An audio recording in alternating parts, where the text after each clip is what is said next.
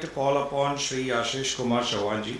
And before calling, I would like to give, he doesn't need an introduction to be honest, but I would still like to call upon the work that he has done, not only for our country, but the way we have progressed. So, Ashish Kumar Chauhan is MD and CEO at National Stock Exchange, a technocrat from IIT Bombay and IIM Calcutta. He was part of the founding team member at NSE. He is credited with the setting up of the first screen-based trading in India, mobile trading, mutual fund distribution through exchanges, markets for SME shares, satellite telecom, the Nifty index, derivative tradings, and many other modern developments in the Indian Stock Exchange. He is also considered as the father of the modern financial derivatives in India. He has also played a very significant role in the establishment of the Social Stock Exchange. He is also faculty at the Nottingham University, United Kingdom, and Toronto Metropolitan University, Canada. Prior to joining NSE and back in 2022, he was MD and CEO of Bombay Stock Exchange for about 10 years. He has been awarded many awards in India and abroad, including the most influential CEO award by the CEO Monthly in 2020-24, Lifetime Achievement Award from the Global Custodian at Singapore in 2023, Lifetime Achievement Award in the field of information technology by the CTO magazine, Istanbul, top 50 CIOs in the world by the Information Week, US, and Digital Icon of the Year, Banker, Asian Banker of the Year, and many more. I would truly welcome and would look forward to hearing you and sharing your thoughts with all of us. Please welcome Shri Ashish Kumar. We would also request Atul Nagaraj ji to please felicitate Ashish ji with a bouquet.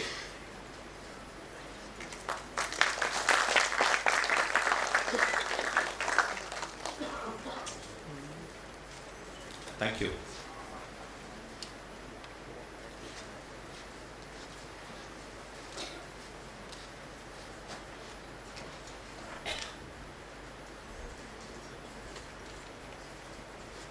मंचासीन महानुभाव मित्रगण, आज role of development sector in building विकसित भारत के ऊपर बात करनी है। पूरा प्रकल्प जो है वो कैसे भारत को विकसित भी बना जाए और कैसे हर व्यक्ति को, भारत के समाज को, व्यक्ति को सिर्फ मटेरियली नहीं लेकिन spiritually, mentally, physically, fitness wise भी हम कैसे उनको एक तरह से उभार के लाते हैं। और ये जो होलिस्टिक काम है वो कई बार जो हम काम कोशिश करते हैं उसमें भूल जाते हैं कि सिर्फ इकोनॉमिक्स या मटेरियल जो ग्रोथ है वो एक पर्याप्त नहीं है। हमें हर तरह से काम करना है और मेरा हिसाब से सेवा सहयोग जो करते आया और करते रहेगा, वो आदरणीय प्रधानमंत्री जी का जो विकसित भारत का सपना है 2047 का, वो साकार करके ही रहेंगे ऐसा मुझे लग रहा है। एनएससी की तरफ से स्वाभाविक है कि एनएससी सामाजिक संस्था है, भारत के कॉमर्शियल विकास के लिए काम करती है। हमारे वहाँ what we manufacture is trust. आज करीब भारत में 19,300 से अधिक पिन कोड है, उसमें सिर्फ 30 पिन कोड में एनएससी के निवेशक नहीं है। 10.7 करोड़ डायरेक्ट इन्वेस्टर्स आज एनएससी के माध्यम से दूसरे उद्योजक को, जिनको वो कभी पहचानते नहीं हैं, जिनको जहाँ जाने वाले नहीं हैं, जिनकी कंपनीज जहाँ फैक्ट्री हैं वहाँ जाने वाले नहीं हैं, फिर भी वो व्यक्ति जो जोरहाट में बैठा हुआ है, डिब्रूगढ़ में बैठा हुआ है, श्रीनगर में है, लद्दाख में है, अंडमान निकोबार में है, उनको ये कैसे लगता है कि उनके 1000 रुपया 500 रुपया वो कोई उद्योजक के उद्योग में अपनी तरफ से शेयर खरीदते हैं और वो उद्योजक मेहनत करके प्रॉफिट कमाएगा और उनको अपने हिस्से का वो प्रॉफिट मिलेगा. It is a great leap of faith. It is not easy to create in a society.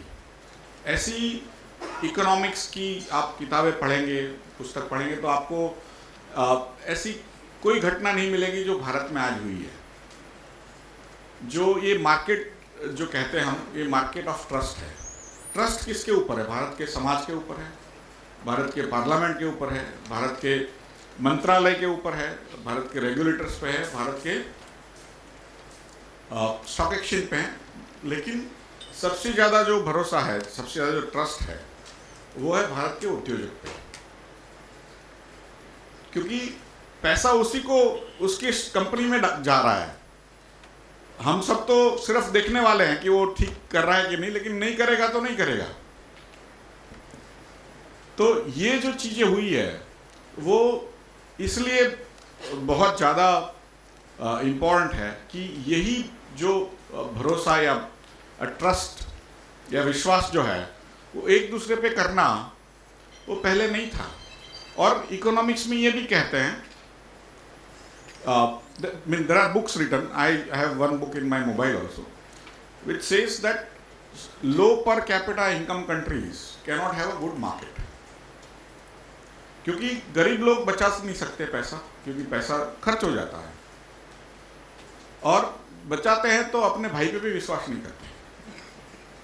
वो गोल्ड में डाल सकते हैं, रियल एस्टेट में डालेंगे, लेकिन जो ये विश्वास की जो वेल्थ है, संपत्ति है, आज भारत की जितनी भी संपत्ति आप गिनते हो, कितने बिल्डिंग्स गिन लिए, कितना गोल्ड, कितना ज्वेलरी, बकेट्स, टम्बलर्स, जितने भी आपको लग रहा है कि ये मेरी वेल्थ है, उसका 1/3 भाग आज एनएससी रिप्रेजेंट करता है. वो विश्वास का प्रतीक है भारत में एक दूसरे के प्रति. और आज $3000 पर कैपिटा इनकम हमारी है. आप प्रॉब्ली 3300 हो जाएगी अब जब रिजल्ट्स आएगा इस साल का. तो $3300, 3000 लेते हैं, गिनते हैं, तो $3000 पर कैपिटा इनकम वाली एक भी ऐसा देश नहीं है जहां पर ऐसे मार्केट्स हैं. $6000 पर पर्सन इनकम में भी ऐसा मार्केट नहीं है. 12000 पर भी नहीं है, 24000 पर भी नहीं है. हमसे 8 गुना जो देश की आमदनी है पर कैपिटा, वहाँ पर भी ऐसे मार्केट नहीं है. सिर्फ एक मार्केट है, चाइना, जहाँ पर मार्केट गिरता है तो सरकार को जाके खरीदना पड़ता है. अपने वहाँ सरकार खरीदनी नहीं आती है, अभिषेक जी को पूछना. तो ये जो चीज़ें है, ये सरकार, स्वाभाविक है कि सरकार अपने को चलाती है, हम लोग अपने को चलाते हैं. कभी कभार मेल भी हो जाता है, कभी कभार नहीं भी होता है, लेकिन जो समन्वय हुआ है भारतीयों में एक दूसरे के प्रति, वो बहुत महत्वपूर्ण है. और 77 साल में जो भारत ने अचीव किया है वो है सहयोग.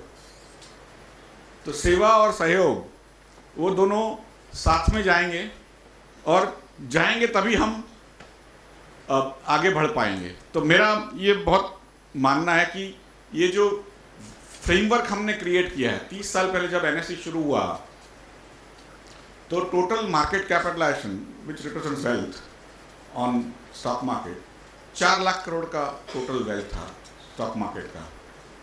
आज 450 लाख करोड़ के अधिक है. जब मोदी जी ने कार्यभार संभाला था 2014 में, तो 67 लाख करोड़ का था. आज 450 लाख करोड़ है 10 साल के अंदर, 6.5 गुना. क्योंकि भरोसा, ट्रस्ट हमारे उद्योजक पे बड़ा है. कई बार कोई भी कारण से हमको लगता है कि भाई कई जगहों पे उद्योजक पे अटैक भी होते हैं कि भाई ये लोग ऐसे करते हैं, वैसा करते हैं. लेकिन ओवरऑल जिनके भी पास थोड़ा भी धन संचय है, वो आज उसको पता है कि जो व्यक्ति दूसरों के लिए जॉब क्रिएट कर सकता है वो व्यक्ति अच्छा व्यक्ति है, और जो व्यक्ति खुद काम करके नेचुरली वो भी मुनाफा कमाएगा, लेकिन दूसरों को भी मुनाफा बांटने की कोशिश करता है तो वो भी अच्छा व्यक्ति है। तो यही हमारे 77 साल की कमाई है, लेकिन उसको अभी ये जो फ्रेमवर्क हमने बनाया है वो कॉमर्शियल व्यवहार के लिए बनाया है। अब उसको कैसे सोशल एरिया में ले जाए, तो आदरणीय वित्त मंत्री जी ने 2019 के बजट में एक प्रवचन में कहा था कि हमें सोशल स्टॉक एक्सचेंज की आवश्यकता है, कि जो चीज़ हम कॉमर्शियल रिलेशनशिप में कर रहे हैं निवेश में, उसको ही कैसे सोशल स्टॉक एक्सचेंज के रूप में एक रूपांतरण करें। यही फ्रेमवर्क लगा के अल्टीमेटली तो ट्रस्ट लाना है। जैसे हम किसी को दान करते हैं तो पता नहीं है कि वो दान सही पात्र को हुआ है कि नहीं, वो पात्र उसका सही उपयोग करेगा कि नहीं। तो इसलिए आदरणीय वित्त मंत्री जी ने ये सोशल स्टॉक एक्सचेंज की कल्पना उनके बजट में की थी, और उसके बाद कई कमेटियां बैठी, और पिछले साल उन्होंने अपने रेगुलेशंस निकाले सोशल स्टॉक एक्सचेंज के, और इस साल हमने एक छोटा सा कदम रखा है उस तरफ। आज 10 NPOs प्रोजेक्ट्स, कई NGOs हमारे पास आज लिस्टेड हैं, उसमें से 10 NGOs ने अपने प्रोजेक्ट्स को NSE पे लिस्ट किया है। किसी ने 50 लाख लोगों से लिए हैं, किसी ने 10 करोड़ भी लिए हैं। तो ये जो एक नया रिवॉल्यूशन होने जा रहा है, नई क्रांति होने चाहिए, जो NSE का जो एक एक्सपेरिमेंट हुआ 92 से 94 में, और उसके बाद निरंतर लोगों का भरोसा हमारे उद्योजकों पे बढ़ा, क्योंकि ट्रांसपेरेंसी आ गई। जो भी करते हैं उद्योजक, और या नहीं करते हैं, या कोई इम्पोर्टेंट इवेंट होती है उनकी कंपनी में, तो उनको हमारे निवेशक को बताना पड़ता है। कई लोगों को ऐसा लगता है कि नेशनल स्टॉक एक्सचेंज हो या कोई सेबी हो, उनके पास बहुत सत्ता होगी कि किसी को कुछ गलत किया तो जेल में डाल देंगे। हमारी कोई सत्ता नहीं है। हमारी सत्ता इतनी है कि आपने जो इन्फॉर्मेशन दिया वो हम हमारी वेबसाइट पे डालें, उतनी ही सत्ता है। लेकिन वो ट्रांसपेरेंसी की जो सत्ता है, उद्योजक से इन्फॉर्मेशन लेके पब्लिक को देने की, उसकी वजह से एक क्रांति आई है। तो वही जो सोशल सेक्टर में कैसे हम information about the project, about the NGO, उसका ऑडिट हो, उसकी जो इन्फॉर्मेशन जिस हेतु के लिए पैसे लिए हैं वो कैसे उसका उपयोग हुआ है, और उसमें क्या रिजल्ट जो हमने सोचा था आया कि नहीं, वो जो पूरी प्रक्रिया है वो ये सोशल स्टॉक एक्सचेंज के माध्यम से अब धीरे धीरे होने लगी है। तो क्योंकि ये सोशल फ्रेमवर्क और NGO से भी लोग यहाँ बैठे हुए हैं, इसलिए मैं ये बात कह रहा हूँ कि जैसे, और हर चीज़ का शुरुआत छोटा ही होता है। NSE भी जब शुरू हुआ तो दिन के 200 ट्रेड नहीं होते थे, आज दिन में 30 करोड़ ट्रेड हो जाते हैं। NSE में 2000 करोड़ ऑर्डर आता है एक दिन में, जो विश्व में जितनी भी एक्सचेंज ऐड कर लो तो भी उतने नहीं आते विश्व में। तो यही काम हमारा एक विजन है, based on honourable finance minister vision, कि जो कोई व्यक्ति 1 लाख रुपया, 25,000 रुपया, 1000 रुपया निवेश करने जा रहा है अपने भविष्य के लिए, तो उसमें से भारत की परंपरा रही है कि हम थोड़ा दान भी करें। तो उसमें 10 रुपया, 100 रुपया, और जितने भी NPO के इश्यूज खुले होंगे उसमें भी दान करें। ज़रोदा से या इंडिया इन्फोलाइन से, या जितने भी आप स्टॉक ब्रोकर्स को यूज़ करते हो, वो आपको जैसे जब ट्रैवल करते हो तो ट्रैवल वो पोर्टल आपको कहता है ना कि आपको 5 दिन का इंश्योरेंस चाहिए कि नहीं, तो आप वहीं पे ट्रैवल का इंश्योरेंस खरीद सकते हो। वैसे ही ये सामाजिक इंश्योरेंस है, दान जो है। तो आप जब 25,000 रुपया निवेश करने जाते हो तो 5-25 रुपये का दान आप करना चाहते हो, तो वो भी सोशल स्टॉक एक्सचेंज के माध्यम से आगे जाके कर पाओगे। ऐसी हमारी उम्मीद है। आप सब सोशल स्टॉक एक्सचेंज में बढ़ चढ़ के हिस्सा लेंगे और सेवा सहयोग का भी सहयोग करेंगे। ऐसी सभी को विनती। धन्यवाद।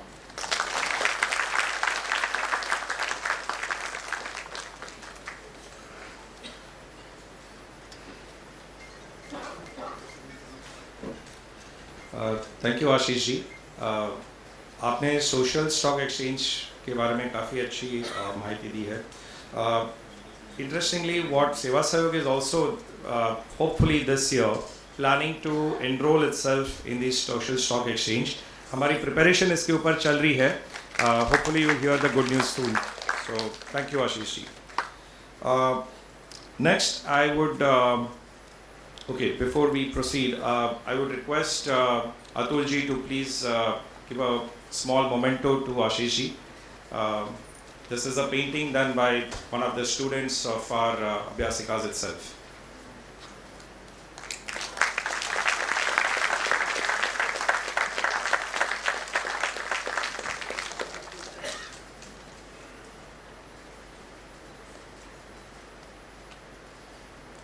Photo. Okay, thank you everyone. We will now have the next round. So thank you. You might please take your seats. Thank you for your time.